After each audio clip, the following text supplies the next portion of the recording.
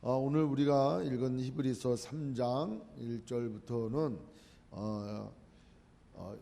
이제 1절로 14절에 첫 1절에 나온 말씀이 우리가 믿는 도리의 사도이시며 대제사장이신 예수를 깊이 생각하라, 이 말씀으로 이제 시작이 되어지고 있어요.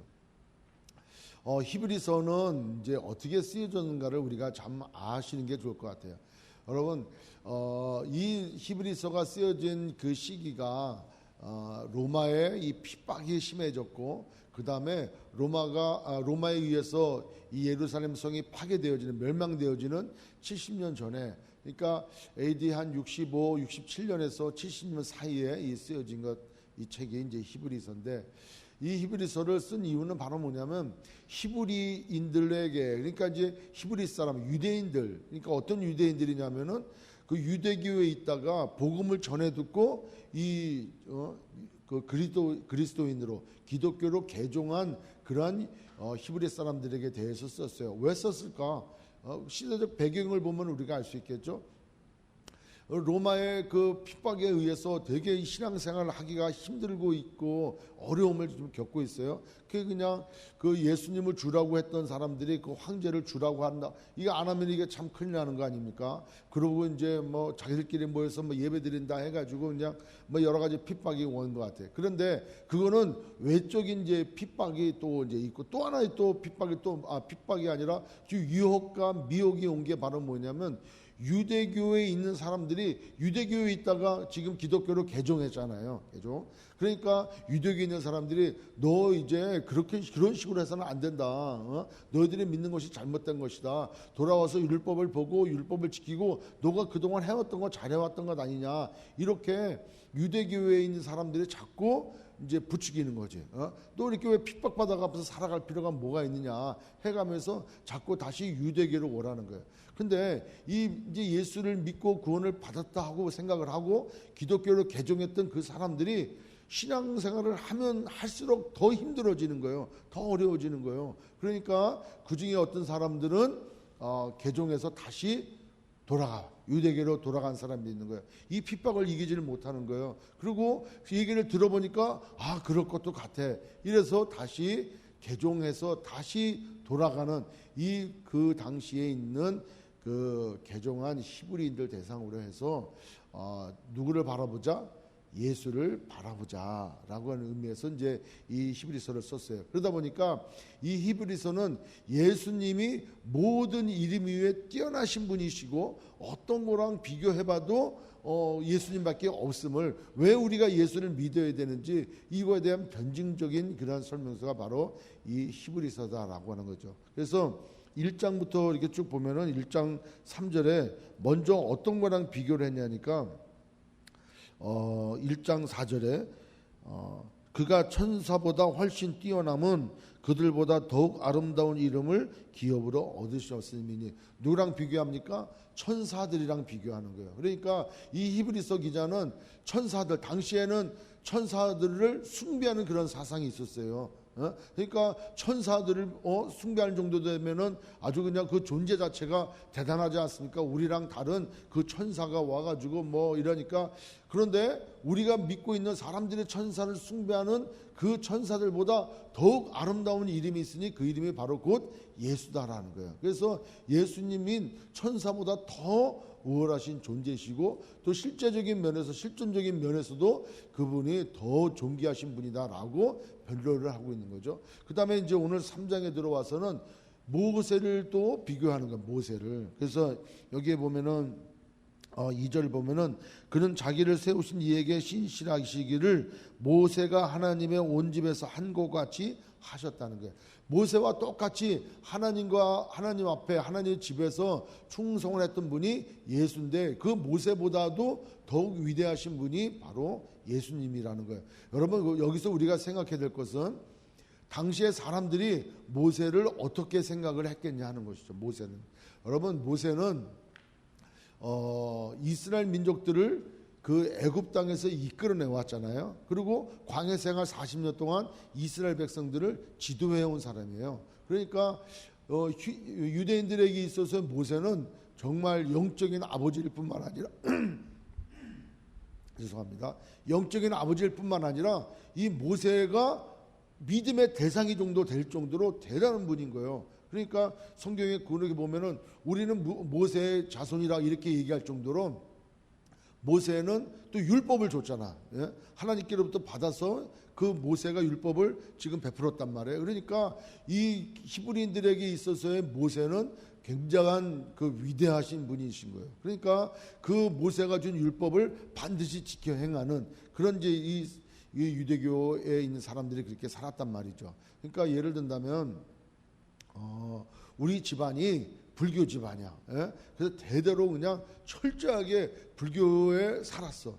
그래도 뭐 보통 그냥 불교는 국가에서 태어났기 때문에 내가 불교 정도가 아니라 아예 그냥 예? 그래서 일요일 날 그냥 절에 가고 막 평상시에 절에 가고 새벽 기도도 그냥 거기 가고 그냥 뭐 얼마나 열심히 하는 그런 불교 신자인지 몰라. 그런데 그 불교 신자인 그 사람에게 가가지고 예수님이 이 땅에 오신 하나님의 아들입니다.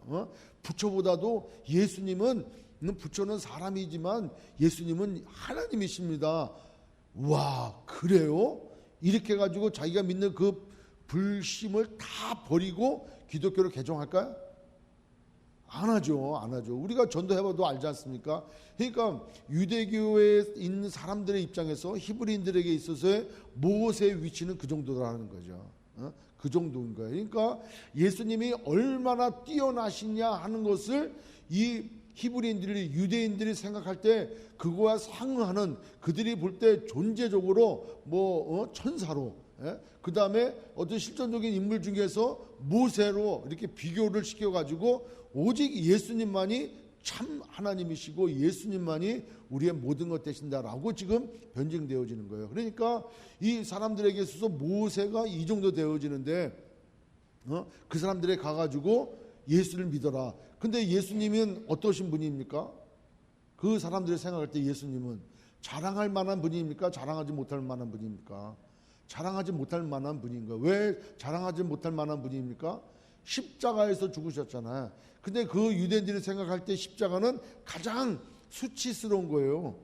그 사도 바울도 자기가 그 예수님을 자랑한다잖아. 왜? 다른 사람들은 십자가에 죽으신 예수 그리스도를 수치스럽게 생각하고 그게 무슨 자랑할 꼴이냐라고 하지만 십자가에서 죽으신 예수 그리스도를 자기는 자랑한다는 거야. 왜냐? 그 십자가에서 죽으신 예수 그리스도를 통해서 모든 구원이 이루어졌고 그분이 우리의 모든 것이 됨을 그는 알고 있기 때문에 그렇게 고백하지 않습니까?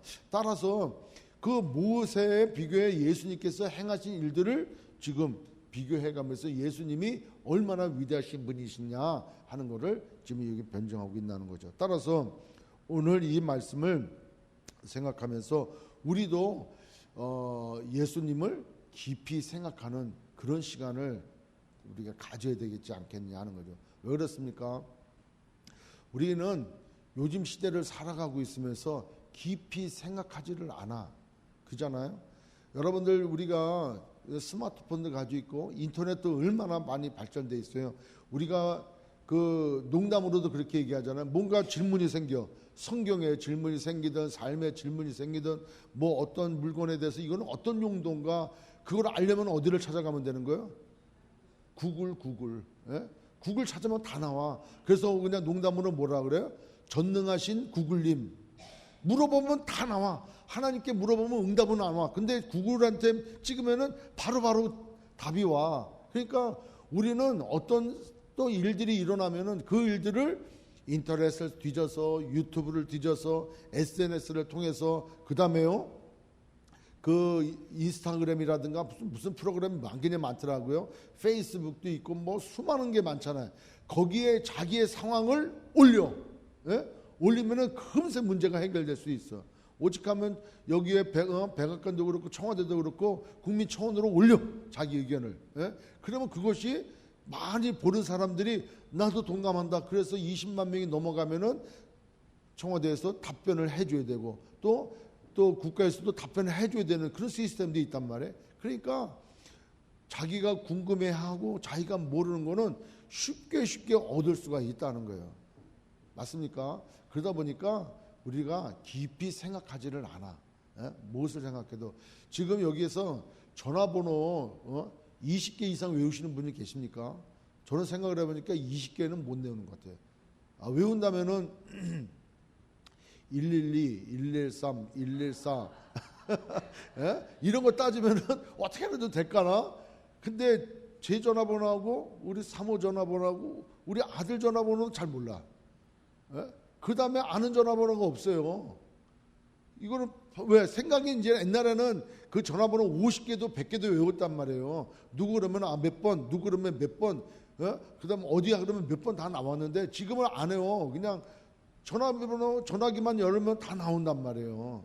그러니까 생각은 안 해. 제가 그 주보 칼럼에다가 반딧불이라는 거 이렇게 했잖아요. 저는 이번에 그 파라과이 가가지고 실내에 반딧불이 있었던 거 처음 봤어요.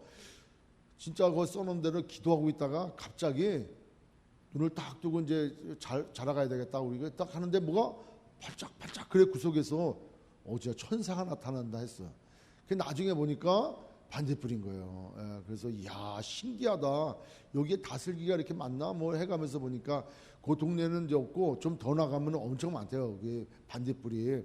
근데 그 창문 밖에 이렇게 진짜 쑥 어두운데 보니까 반딧불이 이제 몇 마리가 막 다니더라고요. 그거 보면서 야 참 반딧불의 순간에 추억이 좀 잠겼었어요. 근데 우리가 깊이 생각하고 사고하고 사유하고 나온 그 결과에 대해서 우리가 같이 얘기를 나누고 또 시가 되어지고 이야기가 되어지고 이런 게 별로 없는 것 같아요. 생각을 안 해. 그러니까 그 얘기는 바로 뭐냐면 받는 대로 느끼는 대로 감정적으로 모든 걸 생각한다는 거예요. 그러니까 예수를 믿어도 감정적으로 느낌으로 믿어지기 시작하는 거예요. 그래서 그 느낌이 싫어져 버리면은 응답이 아닌 거예요. 그러니까 그냥 듣는 대로 그냥 상황 여건 되는 대로만 느껴지는 거라는 거죠. 여러분 우리가 또 더더욱 지금 한국에 이 코로나19, 코로나19이라고 하는 이 바이러스 때문에 얼마나 많은 지금 피해를 보고 있습니까? 중국도 벌써 죽은 자가 2,000명이 넘지 않습니까? 실제로는 더 많은 사람이 죽었다고 하고 거기다가 한국만큼은 한국을 본받아라라고 하는 그 신문이 떨어진 날 사람이 죽었더라고요 보니까. 그러니까 지금은 그냥 막 급속도로 번져나가고 있지 않습니까? 그래서 미국이 한국을 위험 그 다음 단계로 한 단계 더 올려놨잖아요. 2단계로 올려놓을 정도로 지금 한국이 지금 굉장히 무시무시하게 되어졌어요. 그런데 그 중에 중심에 있는 데가 신천지란 말이에요. 신천지. 근데 이 신천지에 있는 사람들이 다 해체시켰잖아 지금. 모이지 말라고. 왜냐하면 이 사람들이 노출을 꺼려. 자기 이름이 노출되면은 저 사람이 신천지였어? 이래 돼. 그러니까 보통 했더는 그 개교회 가고 예배를 드려. 그리고 자기가 신천지 옆에 분 한번 보십시오. 저분이 그한가? 이렇게 절대 우리는 의심하면 안 돼. 근데 신천지인지 아닌지를 모르게 이렇게 신앙생활하다가 자기네들 신천지 예배에 가서 또 예배를 드린단 말이에요. 근데 그 사람의 명단이 공개되어 버리면은 그 교회에서 퇴출될 거 아니야. 그러니까 이게 지금 비밀리 해버리는 거예요. 그러니까 모이지 말라 그러니까 이 사람들이 어떻게 예배를 드리는데 각 교회로 갈 수밖에 없어. 왜?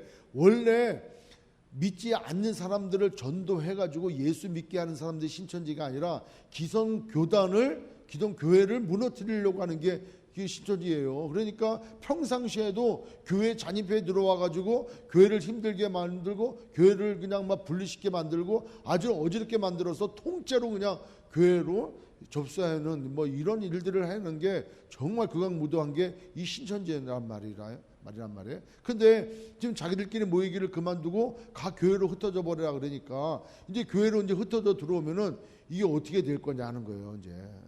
그리고 뭐 그것이 소문이든 소문이 아니든 간에 중요한 게 아니라 더 중요한 거는 신천지가 교회에 들어오는 것에 대해서 불안해야 한다는 이거라는 거예요. 왜 불안해야 되느냐라는 게 하나고, 왜 사람들이 신천지에 가서 그 뻔한 얘기를 들으면은 우리는 이거렇구나 라고 할 수 있지만 잘못 들어가고 신천지에 빠지면은 나오지를 못해. 나오지를 않고 거기에 왜 이렇게 빠져들어가지고 인원도 이렇게 점점 불어나느냐 하는 거예요. 고민이 되는 거예요. 이게 우리가 믿는 예수를 올바로 믿지 않기 때문에 그래.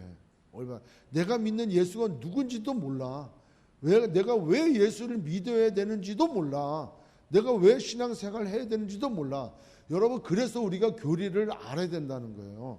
교리를 모르고 성경만 그냥 읽고 있다면은 그 성경을 읽은 성경을 가지고, 그렇지요, 그렇게 해놓고 다른 것들을 가지고 들어가면은 꼼짝없이 당하게 돼 있는 거예요. 이게 며칠 전에 저희 집에 배를 눌러요. 아주 문을 막 두들겨. 두들겨갖고 나가보니까 이게 이렇게 보니까 잘 안 보여.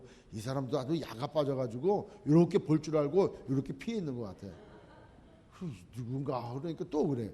그래서 이제 사모가 열지 말라는 거를 느낌은 많이 왔잖아. 이제 이거 이런 사람들이구나 하고 열으니까 연세 드신 분들의 두 분이, 그래서 종이 하나 뜩 들고 나왔고, 안녕하세요. 그래서 여호와의 증인이시죠? 어떻게 알았냐는 거야. 예수 믿고 구원 받으세요. 괜히 쓸데없는 거 이단에 빠져가지고 지옥까지 마시고 예수 믿고 구원 받으세요. 이렇게 했으니까, 그러기 때문에, 그러니까 더더욱 예수 믿으시고 잘못된 거에 빠지지 마시라고. 그런 이제 문을 닫았어요. 그러니까 자꾸 문 못 닫게 하잖아요. 그래서 계속 그 사람들이 입을 열지 않고 나만 열어서 그냥 가라고 그러고, 이제 그렇게 해서 꼭 예수 믿고 구원받기 바랍니다. 괜히 지옥 가고 나중에 후회할 생각하지 마시고, 그 이제 문을 닫았어. 이제 곰곰이 생각하는 거야. 가끔가다 접하게 되어지는 그러한 여호와의 증인, 지금 한국에 크게 지금 문제가 되고 있는 신천지 지금 이 일들, 또 우리의 신앙생활들, 우리의 여러 가지 주변 환경과 여건에 따라서 들어오는 이런 상황들, 또 우리의 또 삶에 여러 가지 생각지 아니하고 그냥 느낌과 감정으로 생활하는 이 시대를 살아가는 우리에게 과연 예수는 뭘까 생각을 가지게 되었어요. 그래서 이럴수록 우리들 마음 가운데 정말 예수님에 대해서 깊이 생각해야 되지 않겠냐는 것이죠. 여러분, 우리가 예수님을 올바로 알고 내가 믿는 도리인 예수님을 올바로 알게 되어진다면 외적인 어떠한 공격이 온다 할지라도 우리는 믿음으로 이겨나갈 수 있는 줄 믿습니다. 오늘 이것도 본문 14절에 보십시오. 우리가 시작할 때 확신한 것을 끝까지 견고히 잡고 있으면 그리스도와 함께 참여한 자가 되리라 그래요. 여러분, 이 히브리서가 쓰여진 당시에 수많은 사람들이 핍박을 당하고 있고, 수많은 사람들이, 개종한 사람들이 마음에 의심이 되어지고, 마음에 그렇게 우리의 구원의 도리인 예수를 끝까지 잘 붙들지 못하니까 그만 그냥 다시 배교하는 신앙을 떠나는, 그래서 결국에는 지옥 인생이 되어버리지 않습니까? 그런 일들이 일어나게 되어지더라는 것이죠. 이게 남의 일이 아니고 이 시대를 살아가는 우리들에게 그대로 적용되고 있고 지금 그렇게 문제가 되고 있다는 것이죠.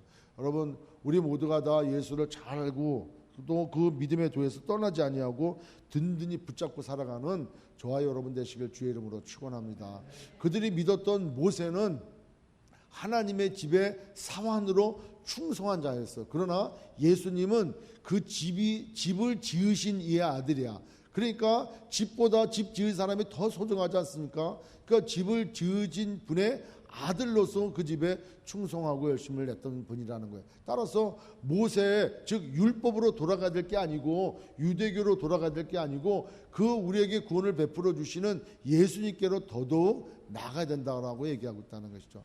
여러분, 우리가 평상시 살아갈 때 모세처럼 생각하고 있던 유대인들처럼 우리는 예수님 말고 다른 것, 우리가 실제 진짜 기대하고 깊이 묵상하고 살아가고 있으며 그것 없이는 나의 존재 자체가 흔들리는 그 무엇이 뭐냐는 거죠. 우리 삶 가운데 모세처럼, 유대인들이 모세처럼 귀하게 여기고 대단하게 여기고 그분의 말씀하신 율법을 지켜가야 구원을 얻는다라고 할 정도로 굳건히 붙들고 있는 그 무엇이 우리에게는 뭐냐는 거예요. 돈입니까? 명예입니까? 자존심입니까? 아니면 자녀들이고 남편이고 아내고 자기의 무슨 직장이고 그러냐 하는 거예요. 뭐가 더 우리를 그렇게 예수를 깊이 묵상하는 것보다도 그것을 더 묵상하게 만드냐 하는 것이에요. 여러분, 우리가 꼭 붙들려 있는 게 있어요. 한번 생각해 보시기 바랍니다. 내가 지금 뭐에 붙들리고 살아가고 있는가를 꼭 한번 생각해 보시기 바랍니다. 예수님께 나는 붙들려 있는 삶이냐, 아니면 그 외에 다른 것들에 의해서 내가 붙들려 있는 삶이냐 하는 것을 꼭 기억하셔야 돼요. 여기에도 우리 권사님 두 분도 치료를 받고 있지만 내가 그 질병에 묶여 있으면 될까 안 될까? 안 되는 거예요. 그게 내가 어디에 묶여 있어? 지금 암덩어리에 묶여 있어. 내가 지금 연약한 뭐에 묶여 있어. 그건 묶여 있는 거야. 그거를 깊이 생각할 게 아니라 그 너머에 역사하시는 예수를 더 깊이 생각하라는 거예요. 아멘. 그럼 우리가 어떤 환경에 묶여 있냐는 거예요. 물질에 묶여 있습니까? 오늘 하루하루 직장 생활하며 뭐 벌어먹을 거 생각해서 그걸로 내가 판단되어지면은 나는 그 안에서 헤어날 수가 없는 거예요. 그런데 그 문제를 해결할 뿐만 아니라 모든 천하 만물을 주관하시는 하나님 예수 그리스도를 묵상되어지고 깊이 생각될 때 그거는 문제가 되지 않는다는 거예요. 근데 우리는 오히려 묵상해야 되고 깊이 생각해야 돼서 힘을 얻어야 될 그 예수 그리스도를 묵상하지 아니하고 우리는 환경을 묵상한다는 거예요. 환경을 따라서 우리에게 있어서 깊이 묵상되어지고 또 의지되어지는 것은 무엇인지 우리는 생각해야 된다는 거예요. 그래서 정말 예수를 깊이 묵상되어지는 저와 여러분 되시길 주님의 이름으로 축원합니다. 여러분 복음은 감추어졌다는 거래요. 여러분 우리 한번 성경 찾아볼게요. 로마서 16장 25절로 27절 볼게요. 로마서 16장 25절 보면은 나의 복음과 예수 그리스도를 전파함은 영세 전부터 감추어졌다가 이제는 나타내신 바 되었으며 어떻게 되었다가 감춰졌던 거라는 거예요. 그 감춰졌던 거. 그 다음에 고린도전서 2장 7절로 8절 고린도전서 2장 7절에서 8절 오직 은밀한 가운데 있는 하나님의 지혜를 말하는 것으로서 곧 감춰졌던 것인데 하나님이 우리의 영광을 위하여 만세전에 미리 정한 것이라. 어떻게 됐다는 거예요? 하나님의 지혜를 말하는 것인데 곧 감춰졌던 거라는 거. 뭐가? 복음이 예수 그리스도가. 골로새서 1장 23절 26절 한번 볼게요. 골로새서 1장 26절 이 비밀은 만세와 만대로부터 감추어졌던 것인데 이제는 그의 성도들에게 나타났고 그래요. 하나만 더 찾습니다. 에베소서 3장 8절 한번 볼게요. 에베소서 3장 모든 성도 중에 지극히 작은 자보다 더 작은 나에게 이 은혜를 주신 것은 측량할 수 없는 그리스도의 풍성함을 이방인에게 전하게 하시고 9절 영원부터 만물을 창조하신 하나님 속에 감춰졌던 비밀의 경륜이 어떠한 것을 드러나게 하려 하심이라. 그 다음 절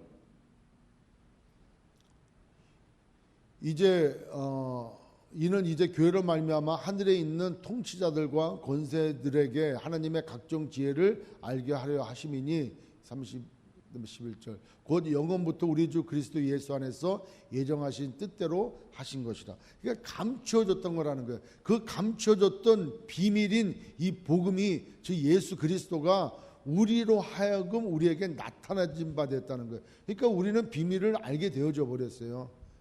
그래서 비밀을 알게 되어졌기 때문에 그 예수 안에 무엇이 있고 예수를 믿는다는 그 의미가 무엇이며 예수를 떠나서는 어떠한 존재가 되어진다는 것을 우리는 알고 있단 말이에요. 근데 그 알고 있는 그 사실에 대하여 우리가 떠나게 되어지면 오늘 우리 여러분 3장 12절 한번 보십시오. 3장 12절 13절에 형제들아 너희는 삼가 혹 너희 중에 누가 믿지 아니하는 악한 마음을 품고 살아계신 하나님에게서 떨어질까 조심할 것이요 오직 오늘이라 일컫는 동안에 매일 피차 권면하여 너희 중에 누구든지 죄의 유혹으로 완교하게 되지 않도록 하라. 악한 마음을 자꾸 품는다는 거야. 악한 마음을 하나님을 자꾸 의심하고 예수를 자꾸 의심하고 외부로부터 들어오는 공격과 유혹과 미혹에 자꾸 빠져들어가서 자꾸 주님께로 멀어져 가버리는. 그래서 결국에는 마태복음에 나와 있는 것처럼 주여 주여 하지만은 그 실제 믿음이 없어가지고 떨어지는. 그래서 사도 바울이 얘기하지 않습니까? 너의 구원을 이루라고 그러잖아요. 이루라. 그러니까 우리가 행위로 구원을 이루라는 얘기가 아니라 구원 받음으로 인해서 구원의 풍성함을 하나님 앞에 나가는 동안에 이루어 나가라는 거예요.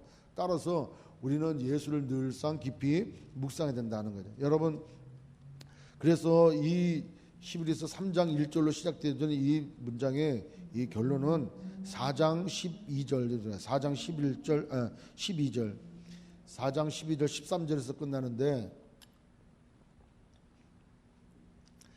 12절에 하나님의 말씀은 살아있고 활력이 있어 좌우의 날선 어떤 것보다도 예리하여 혼과 영과 및 관절과 골수를 찔러 쪼개기까지 하며 또 마음의 생각과 뜻을 판단하나니 지으신 것이 하나도 그 앞에 나타나지 않음이 없고 우리의 결산을 받으신 이의 눈앞에 만물이 벌거벗은 것 같이 드러나느니라.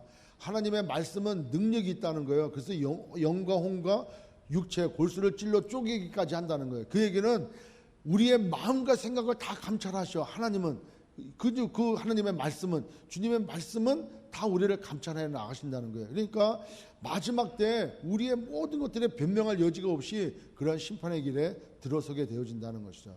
따라서 우리가 믿어야 될 도리, 예수를 깊이 생각하자 하는 거예요. 자, 그렇다면 예수님의 뭐에 대해서 우리가 지금 해야 되느냐, 저는 생각하는 가운데 첫 번째로는 그분이 누구신지를 깊이 생각하자 하는 거예요.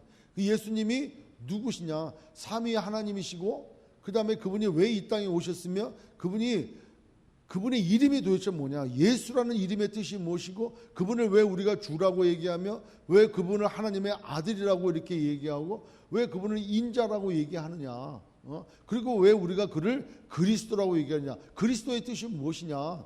그러니까 우리 주 예수 그리스도, 우리 주 하나님, 당신은 하나님의 아들이십니다. 이런 고백이 왜 그런 제자들에 의해서 그렇게 고백되어지고 우리의 기도의 가운데 왜 그렇게 나오냐는 거예요. 그 말씀의 그 의미, 그 명칭의 뜻이 정말 정확하게 무엇인지 우리는 알고 있냐 하는 거예요. 그래서 그분의 신분, 그분의 이름에 대해서 우리는 깊이 묵상해야 돼요. 그 묵상은 깊이 생각해야 되고 깊이 묵상해야지므로 그 말씀이 내게 능력이 되어진다는 것이죠. 알고 믿어야지 모르고 믿냐는 거죠. 그러니까 제가 언젠가 얘기했잖아요. 어느 분이 신방을 요청했어요. 신방을 갔어요. 그 비즈니스 있는 데를 갔어요. 가가지고 아침 식사를 대접해 주셔가지고 아침을 먹기 전에 뭐라고 말씀하시냐면, 목사님이 일어나셔가지고 우리 그 직장 거기에 비즈니스 하는 데를 두루두루 다니면서 예수의 불을 이렇게 뿌려가면서 기도를 해달라는 거예요. 그래서 죄송하게 제가 이게 무당이 아니거든요. 이게 뭐하는, 이게 사람이 예수를 믿어도 그렇게 믿는 거예요. 가고 돌아다니면서 예수의 이름으로 쫓아내고 예수의 피를 뿌려가면서 이렇게 주르주르 돌아가면서 다 갔다 오라는 거예요. 그러니까 예수를 왜 믿어? 그분이 누군지를 모르는 거예요. 저는 옛날에 그런 거 봤어. 왜냐하면 저도 불교를 있었잖아요. 예수 믿기 전에. 그러니까 불교도 있어봤고 다른 것도 이렇게 좀 알아도 보고 이렇게 했지만은 이게 지금 사람이 만들어낸 신이 아니잖아요. 하나님이신 그분이 이 땅에 오셨잖아요. 왜? 나를 위하여. 또 우리의 죄 문제로 인해서도 오셨고 또 우리 모두를 거룩하게 하기 위해서 이 땅에 오셨지 않습니까? 근데 그분이 오실 때 그분의 이름이 있단 말이에요. 그분을 우리가 뭐라고 불리느냐 하는 그분에 대해서는 알고 있어야 되지 않겠냐는 거예요. 여러분, 우리 모두는 좀 알기를 바랍니다. 여러분, 시편 63편 6절 한번 보십시오. 시편 63편 6절 우리 같이 함께 읽겠습니다. 시작. 내가 나의 침상에서 주를 기억하며 새벽에 주의 말씀을 작은 소리로 읊조릴 때 하오리니. 야, 뭐래요? 이게 무슨 뜻입니까? 주님을 묵상한다는 거예요. 묵상. 주님을 깊이 생각하는 거예요. 빌립보서 2장 5절에도 너희 안에 이 마음을 품으라 곧 그리스도 예수의 마음이니. 예수님의 마음이, 예수님께서 하나님의 아들이신 분이 하늘보좌를 버리시고 이 땅에 오셔서 그 다음에 우리와 같이 사시다가 그리고 십자가에서 죽으셨지 않습니까? 그럼 그분이 하늘보좌를 버리시고 이 땅에 오셔서 죄된 인간들 가운데 사시고 그리고 십자가에서 가장 정말 수치스러운 십자가를 지으시고 죽으셨고 부활하셨고 승천하셨어. 그분의 마음은 어떠할까? 그분의 마음은 좀 어떠할까? 내가 그분을 믿고 구원을 받았는데 그분은 나를 향해서 어떤 마음이셨을까? 좀 묵상을 좀 해봐야 되지 않겠냐는 거예요. 또 베드로전서 2장 19절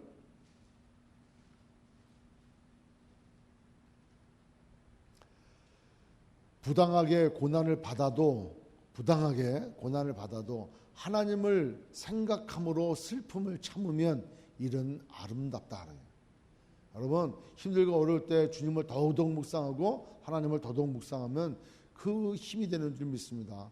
그때 나타나시는 그분 여호와 하나님, 여호와 이레, 여호와 삼마, 여러분 그 이름은 하나님께서 우리에게 부어주신 이름이에요. 그러니까 하나님은 우리가 만날 때마다 경험될 때마다 이름이 계속 붙을 수가 있는 거예요. 왜? 그 하나님으로 나타나셨으니까. 그래서 하나님의 이름은 뭐라 그랬어요? 나는 나다 그러잖아요. I am that I am. 너가 구하고 너가 상황에 처할 때 앞으로 너의 삶 가운데 나타날 그가 바로 나다라는 거예요. 그러니까 I am that I am 이렇게 얘기하셔요. 그러니까 그 하나님의 이름을 묵상되어질 때마다 그 이름이 우리에게 능력이 되어지고 우리에게 힘이 되어진다는 것이죠. 아멘. 두 번째로는 그분의 직임을 생각하자는 그 직임을. 여기에 오늘 뭐라고 얘기합니까? 함께 하늘의 부르심을 받은 거룩한 형제들아 우리가 믿는 도리의 사도시며 대제사장이신 예수를 깊이 생각하라는 거예요. 사도신 예수님을 깊이 생각하라는 거예요. 사도. 여러분 사도라는 뜻이 무엇입니까? 어떠한 일들을 위하여 보내심을 받은 자. 그분이 사도예요.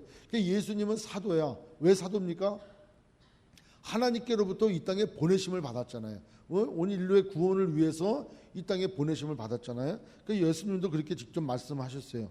요한복음 8장 42절. 요한복음 8장 42절에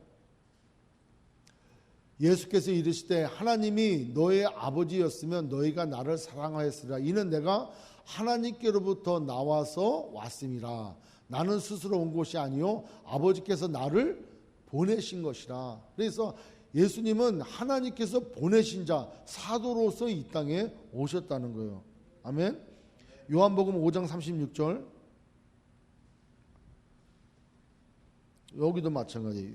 요한복음 5장 36절에도 내게는 요한의 증거보다 더 큰 증거가 있으니 아버지께서 내게 주사 이루게 하시는 역사 곧 내가 하는 그 역사가 아버지께서 나를 보내신 것을 나를 위하여 증거하는 것이다. 그래서 예수님은 당신을 얘기할 때 나는 보내심을 받은 자라 이렇게 말씀을 하시는 거예요. 그러니까 사도로서의 의미를 갖고 계신 분이 바로 예수님이다. 따라서 예수님은 사도이시다 하는 거예요. 근데요 예수님은 또 우리를 보내셨어. 그렇지 않습니까? 예, 마태복음 28장 18절 20절에 가라 그래요. 가라. 예수님께서도 우리를 보내신다는 거예요. 양을 이리 가운데로 우리를 보내노니 이렇게 보내시는 거예요. 그러니까 예수님은 사도인데 어떤 사도? 큰 사도, 대사도시로서 우리를 다시 각자의 무엇을 위하여? 복음을 위하여 우리를 택하시고 부르셔서 우리를 그 일들을 위하여 보내셨다는 거예요. 그러니까 우리 각자가 다 사도가 되어져서 주의 일들을 감당해야 된다는 것이죠. 그걸 깊이 생각하라는 거예요. 내가 삶의 목적이 무엇이지? 내가 왜 살아야 되는지? 이럴 때 예수님을 깊이 생각할 때 그분이 직분이 무엇이었지? 사도셨구나. 사도인 예수를 생각하라. 그러면 그분도 보내심을 받은 자였고 나 역시 주님께로부터 보내심을 받은 자였기 때문에 이 땅 가운데 보내신 자로서 무엇을 해야 됩니까? 충성해야 되잖아요. 예수님도 이 땅에 오셔서 늘상 내려오셔서 늘상 주님과 교제하시고 기도하시고 말씀 전하시고 복음 전하고 그리고 당신이 감당해야 될 그 사명 십자가에서 죽으시고 부활 승천하신 그 사명을 감당했다는 거예요. 그러면 예수님께서도 우리를 보내셨어. 사도로 보내셨단 말이에요. 그러면 보내심을 입은 우리도 그 보내심을 받은 그 부름 받은 우리도 그 명령대로 말씀대로 그렇게 살아야 되는 거예요. 자신을 부인하고 우리에게 주어주신 그 십자가로 지고 가야 된다는 거죠. 그 여정 가운데 다른 곳에 붙들려 있고 다른 거 생각하고 그러면 안 된다는 거예요. 예수님께서 십자가에 가셔야 되는데 많은 군중들이 임금 삼으려고 하고 많은 사람들이 예수님을 그냥 왕 삼으려고 얼마나 그랬습니까? 만약에 예수님이 그거에 빠져가지고 그래 내가 이제 한번 다스려보자 라고 했던가 아니면은 자기 영광을 구하기 위해서 아담과 하와처럼 선악과를 낼름 따먹는 그런 범죄를 예수님이 지셨다면은 만약에 하셨다면은 우리의 구원이 있었겠냐 하는 거예요. 그러니까 하나님께서는 그분에게 보내셔서 하나님의 일들을 하라고. 그러니까 예수님도 이 땅에 오셔가지고 다른 거 안 했어요. 하나님의 말씀을 전했고 하나님께서 하라는 거 하셨고 하나님 말씀에 절대 순종하고 그 하나님의 일을 따라서 갔다는 거예요. 예수님 자의적인 생각은 안 해. 그런데 우리는 그렇게 사도로 부름받아서 예수님의 뜻을 알고 예수님 말씀하신 걸 따라 순종하고 예수님이 우리를 통해서 이루시고자 원하시는 그 뜻대로 살아가야 됨에도 불구하고 내 뜻에 내 계획대로 내 삶대로 살아간다는 거예요. 따라서 그때 우리의 힘들고 어렵고 고난 가운데 있던 이 시기를 우리가 극복할 수 있는 유일한 길은 예수를 깊이 생각해야 되고, 내가 생활이 무료하고 무엇 때문에 내가 살아야 되는지를 모를 때일수록 더더욱 예수를 깊이 생각해야 된다는 거죠. 아멘. 마지막으로 그분의 말씀을 생각하자 하는 거예요. 그분의 말씀. 여러분 요한복음 12장 46절 47절 48절 한번 보십시오. 저는 이 말씀을 묵상할 때 참 순종하지 아니할 수 없구나 그런 생각을 가져요. 보십시오. 예수님께서 말씀하셨어요. 나는 빛으로 세상에 왔다니 무릇 나를 믿는 자로 어둠에 거하지 않게 하려 함이로다. 맞습니까? 예수님이 오신 것은 우리로 하여금 어둠에 거하지 않도록 하기 위해서 빛으로 오셨어요. 그래서 예수님을 영접하시는 분들마다 빛이야. 다 빛. 예? 다 빛이야. 칼럼에도 썼지만 반딧불처럼 깜빡깜빡 하다가 비치지도 못하고 깜빡깜빡 하다가 그냥 없어지는 반딧불이 아니라 마치 등대와 같이 비치는 그런 삶을 우리는 살아야 된다는 거예요. 그래서 예수님은 빛으로 세상에 왔다는 거예요. 47절 사람이 내 말을 듣고 지키지 아니할지라도 내가 그를 심판하지 아니하노라. 내가 온 것은 세상을 심판하려 함이 아니요 세상을 구원하려 함이로다. 예수님이 오신 것은 구원하러 오셨어. 그러니까 예수님이 이 땅에 계실 때는 다 살아나는 역사가 일어났어요. 그죠? 귀신 떠나가고 배고픈 자 배불리고 눈 먼저 보이고 저는 말이 일어나고 아주 살아나는 역사가 일어났어요. 그러니까 예수님이 뭐래요? 오신 게 심판하러 오신 게 아니라는 거예요. 그런데요, 더 중요한 거는 48절이에요.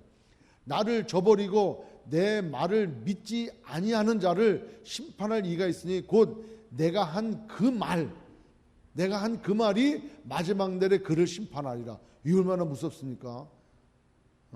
주님이 말씀하신 그 말을 우리가 순종 안 하. 근데 예수님 올 당시에는 심판하지 않는다는 거예요. 근데 하나님 앞에서 나왔던 말씀이니까 예수님이 하나님이셔요. 그분을 통해 그분의 입술에 통해서 나온 말씀은 명령이야. 그래서 이거는 순종하든가 불순종하든가요. 근데 그 말씀으로 마지막에 그 말로 우리가 심판을 받는다는 거예요. 내가 이 말 한 거에 대해서 너는 어떤 순종을 했느냐라고 한다면 그 말이 심판의 기준이 되어진다는 거예요. 따라서 우리 그분의 하신 말씀을 깊이 생각해야 돼요. 여러분 민수기 14장 27절 28절 보십시오. 민수기 14장 27절 28절에 이스라엘 백성들의 광야 생활 가운데 그렇게 불평불만할 때 나를 원망하는 이 악한 회중에게 내가 어느 때까지 참으랴. 이스라엘 자손이 나를 향하여 원망하는 바 그 원망하는 말을 내가 들었노라. 우리가 원망하는 말, 우리가 부정적인 말, 불신의 말 하나님이 들으신다는 거예요. 28절 그들에게 이르기를 여호와의 말씀에 내 삶을 두고 맹세하노라. 너희 말이 내 귀에 들린 대로 내가 너희에게 행하리라. 우리의 입술을 통해서 어떤 말을 해야 됩니까? 하나님의 말씀을 듣고 그 말씀을 받아 아멘하고 순종함으로 하나님 앞에 영광 돌리는 찬양을 하는 믿음의 고백을 하는 그런 말을 해야 되는지, 아니 그거를 어떻게 해야 되느냐고 그게 말이 되냐라고 하는 이런 불신의 말을 하겠냐는 거예요. 그 말을 하는 대로 내가 너희에게 행하리라고 하나님은 말씀하셨다는 거예요. 하나님은 우리의 모든 말씀을 알고 듣고 계시는 거죠. 여러분, 그래서 우리 모두가 다 하나님 앞에 나갈 때 주님의 그 말씀을 깊이 생각해야 돼. 예? 이 말씀이 다 하나님의 말씀 아닙니까? 이 말씀을 늘상 묵상해야 돼. 그래서 2020년 말씀과 기도로 시작한다고 그러고 말씀을 드린 거예요. 그래서 우리가 매일 아침에 7시부터 중보기도 하고 수요일 날도 목요일 날도 중보기도 저녁에도 아침 저녁으로 다 하잖아요. 왜?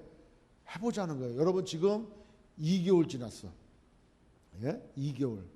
2020년 2개월이 벌써 이번 한 주가 지나가는 거야. 벌써 2달이 지나갔어요. 벌써 2달이 지나갔어요. 자, 2020년 1월 달에 나는 포도나무여 너희는 가지니, 이 말씀을 여러분 얼마나 묵상하셨습니까? 이 말씀이 여러분 심령 가운데 얼마나 임재해 들어와서 실제가 되어져서 정말 나는 포도나무에 붙어있는 가지로서 내가 어떤 삶을 살아야 될지를 결정하고 그렇게 2달간 살아왔냐 하는 거죠. 그 포도나무 열매에 지금 포도나무 가지에 꽃이 피고 있습니까? 돔이 좀 나고 있습니까? 우리 시작한 지 좀 2달이 되었고 믿음으로 살아갑시다. 우리 그리스도인으로서 복음으로 살아갑시다. 복음의 실제의 삶을 살아갑시다. 우리는 살아가고 있냐 하는 거예요. 2019년이나 2020년이나 매일 똑같은 그런 삶의 반복이 아니냐 하는 거예요. 우리의 믿음도 우리의 신앙도 우리의 입술의 고백도 2020년이나 2019년이나 다를 바가 없다면은 우리는 신앙생활 그냥 타성에 젖는 종교 생활하고 있는 거나 다름없다는 거죠.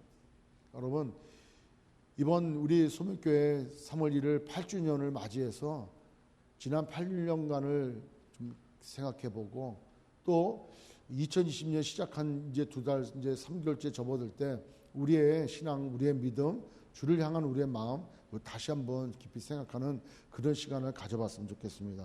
여러분, 골로새서 2장 3절, 골로새서 2장 3절에 보면은 우리 같이 한 목소리 읽을게요. 그 안에는 지혜와 지식의 모든 보화가 감춰져 있느니라. 그 안에가 누구라는 거예요? 예수 안에는. 예수 안에는 지혜와 지식의 모든 보화라고 표현해. 보화가 감춰져 있다는 거예요. 묵상하고 자꾸 파내고 자꾸 드러내면은 그럴수록 지혜가 늘어나고 지식이 늘어나고 그것이 우리에게 큰 보화가 되어진다는 거예요. 여러분, 백문일답 아니 만문일답 예수 그리스도밖에 없어요. 그런 그 예수님으로 인해서 다시 한번 힘을 내시고 또 승리해 나가는 저와 여러분 되시기를 주님의 이름으로 축원합니다.